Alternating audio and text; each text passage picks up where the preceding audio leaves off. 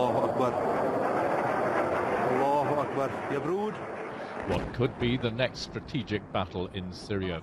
Activists posted video they said shows government jets carrying out an intensive series of airstrikes in and around the rebel-held town of Yabroud.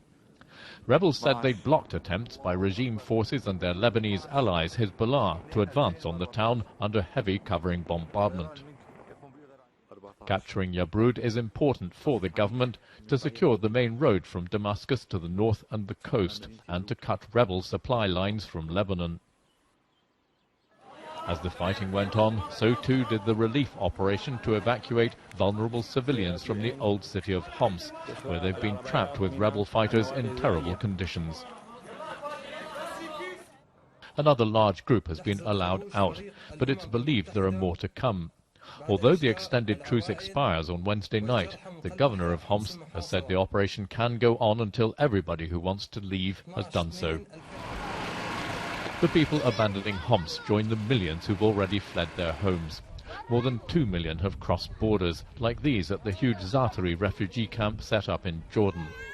People here are watching the peace talks in Geneva closely, but they don't see much hope. Geneva. We've been waiting for the Geneva conference to solve our problem, but it hasn't had any benefits for us.